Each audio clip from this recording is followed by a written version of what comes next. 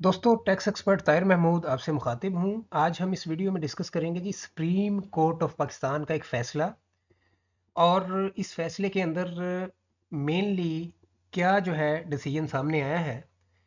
अगर मैं आसान अल्फाज में आपको बताना चाहूँ तो सुप्रीम कोर्ट ऑफ पाकिस्तान ने कहा है कि बैंक स्टेटमेंट जो है इसकी क्रेडिट साइड जो है उसका जो टोटल होता है आपका पूरे टैक्स ईयर का, उसको as a income FBR consider नहीं कर सकता। ठीक है जी। यानी आपकी बैंक स्टेटमेंट जो है उसमें क्रेडिट साइड वो होती है जहां पे या तो बैंक इनकम ऐड होती है या जो डिपॉजिट्स हैं, जो भी बैंक के अंदर डिपॉजिट आप करते हैं, वो क्रेडिट साइड में एंटर होते हैं।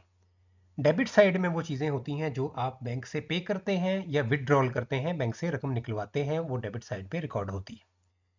तो अब क्रेडिट साइड पे यानी बैंक के अंदर जमा होने वाली टोटल जो रकम है आपकी पूरे टैक्स ईयर की, उसका स्टेटमेंट के एंडिंग पेज के ऊपर या फ्रंट पेज के ऊपर टोटल लिखा होता है कि टोटल क्रेडिट जो है वो कितना हुआ है। अब ये 16 करोड़ रुपया टोटल क्रेडिट जो है एक अकाउंट में मिसाल के तौर पे एक टैक्स ईयर में हुआ है।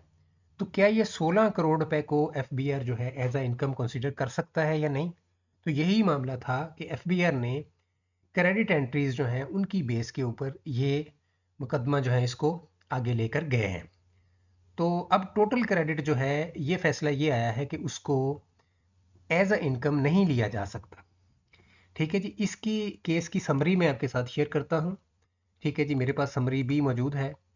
ये अगर आप देखें तो समरी के अंदर पिटिशनर जो था वो टैक्स डिपार्टमेंट था। यानी टैक्स डिपार्टमेंट ने इस्लामाबाद हाई कोर्ट के डिसीजन के ऊपर ये पिटीशन दायर की थी सुप्रीम कोर्ट के अंदर। ठीक है जी। और इशू क्या था? Core legal question was whether a mere bank statement constituted definite information sufficient to initiate proceedings for reassessment of tax payers income. तो क्या बैंक स्टेटमेंट जो है, सिर्फ बैंक स्टेटमेंट को एफबीआर जो है डेफिनेट इंफॉर्मेशन के तौर पे ले सकता है जिसकी बेस पे किसी भी टैक्स पेयर की इनकम की रीअसेसमेंट की जा सके? ये इशू था, इसको एड्रेस किया गया है। थोड़ा सा इसके अंदर लीगल जो है टैक्स लॉ के हवाले से कुछ चीज़ें हैं जो थोड़ी सी मैं कोशिश करूंगा कि आपको आसान अल्फाज में एक्सप्लेन कर दूं। तो अब ये जो डेफिनेट इन्फॉर्मेशन है ये अगर एफबीआर के पास होती है, आप इसको आसान अल्फाज में समझ लें, ठोस सबूत। ठीक है जी। किसी भी चीज़ का ठोस सबूत अगर एफबीआर के पास आ जाता है तो वो उस बंदे की इनकम के हवाले से तो एफबीआर फिर कंपैरिजन करता है इनकम टैक्स रिटर्न से कि क्या इसके इनकम टैक्स रिटर्न में इतनी इनकम इसने शो की हुई है या कम की हुई है। अगर कम शो की हुई हो तो फिर एफबीआर उसके ऊपर उसकी रीअसेसमेंट करके उसको कह सकता है कि आप मज़ीद टैक्स जो है अदा करें, आपकी इनकम तो ज़्यादा थी। तो अब बैंक स्टेटमेंट को क्या डेफिनेट इंफॉर्मेशन के तौर पे एफबीआर यूज़ कर सकता है? ठीक है जी। तो ये कोर क्वेश्चन था। ठीक है, जिसके ऊपर ये सारे मामला जो हैं गए हैं सुप्रीम कोर्ट तक। इसके बाद जनाब इसके अंदर सुप्रीम कोर्ट ऑफ पाकिस्तान ने इस्लामाबाद हाई कोर्ट की जो जजमेंट है उसी को अपहेल्ड किया, यानी कि उसको कायम रखा है, उसके अंदर कोई तब्दीली नहीं की और डिसमिस कर दी है जी सिविल पटिशन। और इसकी मज़ीद डिटेल्स मैं आपको दिखाता हूँ, इसकी आपको समझ आएगी। हम इसी केस का बैकग्राउंड देखते हैं कि इस्लामाबाद हाई कोर्ट ने इसके ऊपर क्या रिमार्क्स दिए थे, वहाँ से आपको समझ आएगी। ठीक है जी। और ये इस्लामाबाद हाई कोर्ट का इसके ऊपर जजमेंट मौजूद है मेरे पास। इसी केस के ऊपर ये जजमेंट था। ठीक है जी। इसमें आप देख सकते हैं कि जो यहाँ से हम स्टार्ट करते हैं कोर्ट रूलिंग। तो इस्लामाबाद हाई कोर्ट ने ये कहा है कि ऑल बैंक स्टेटमेंट एंट्रीज वर रेवेन्यू। ठीक है जी। ये इन्होंने कहा मुकम्मल पढ़ देता हूँ। Islamabad high court held that tax authorities had earned by assuming all bank statement entries were revenue without considering taxpayer explanations and documentation, which included refunds issued to customers and documented in their tax returns। ठीक है जी।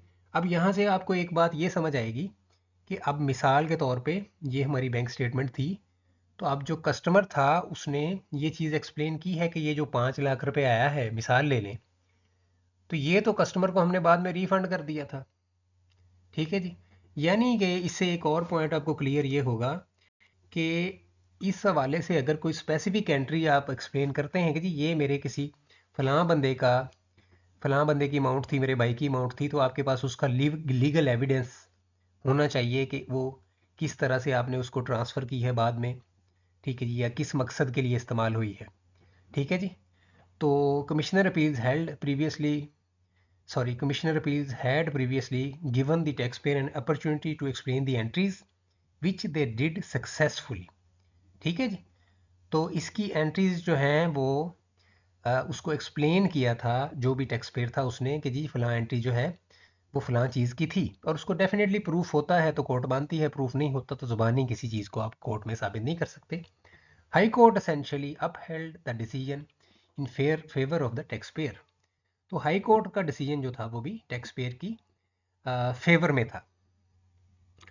Judgment clarified that authorities cannot arbitrarily treat all bank deposits as income without proper investigation and consideration of taxpayers explanations।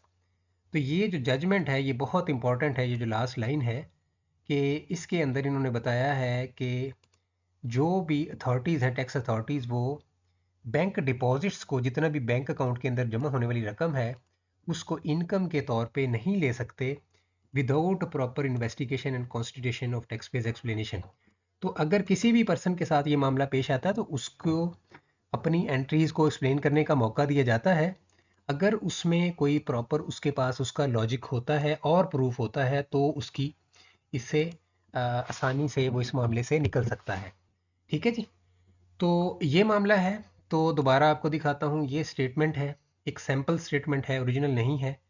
तो इसकी ये credit side है जिसकी सारी बात हुई है। ये जो लास्ट लाइन थी बहुत इंपॉर्टेंट थी कि ये जो क्रेडिट साइड के ऊपर रकम जो जमा हो रही है आपके अकाउंट में पूरे टैक्स ईयर में, उसकी बात हो रही है ये लास्ट लाइन के अंदर जो मैंने रेड हाईलाइट की है कि all bank deposits as income without proper investigation and constitution of tax payer's explanation, कि एफबीआर जो है वो इसको टोटल नहीं कर सकता अगर कस्टमर जो है या जो बंदा है, जो पर्सन है, वो इसकी प्रॉपर इसकी जो है एक्सप्लेनेशन दे देता है इन्वेस्टिगेशन के दौरान, ठीक है जी। तो इससे दो तीन चीज़ें आपको क्लियर होंगी। एक, इसमें मामला आपको जाते जाते मैं वीडियो के एंड बताता चलूँ कि जब भी आप अपनी ज़ाती ज़िंदगी के अंदर कोई भी अमाउंट्स वगैरह अपने बैंक अकाउंट में लेते हैं, जैसे कोई प्लॉट बिका 3 करोड़ रुपया किसी के अकाउंट में क्रेडिट हो गया, तो उसको जब आपने लिया तो उसको भी आप जो है बैंकर चेक के थ्रू या डिमांड ड्राफ्ट या पे ऑर्डर जो भी आप बोलते हैं उसको, आजकल बैंकर चेक की यूज़ हो रहा है, तो बैंकर चेक के ज़रिए लिया करें ताकि पता चले किस अकाउंट से किस अकाउंट में अमाउंट गई है। जब वो क्रेडिट हो जाएगी फिर जब उसको डेबिट करना है, अपने अपने बहन भाइयों को तकसीम करना है, अगेन उनके अकाउंटों में अमाउंट आप ट्रांसफ़र करें, थ्रू क्रॉस चेक कर लें या उसका पे ऑर्डर या डिमांड ड्राफ्ट या बैंकर चेक तैयार कर लें। कैश में कोशिश करें कि आप डीलिंग ना करें, क्योंकि जब अकाउंट टू अकाउंट अमाउंट्स गई होती हैं तो वो वैलिड प्रूफ होता है कि आपने अमाउंट जो है वो कहाँ खर्च की है, कहाँ से आई थी, कहाँ पे गई है। तो वैलिड प्रूफ जो है वो कोर्ट में आपको किसी भी इंक्वायरी से बचा सकते हैं और परेशानी से बचा सकते हैं, ठीक है जी।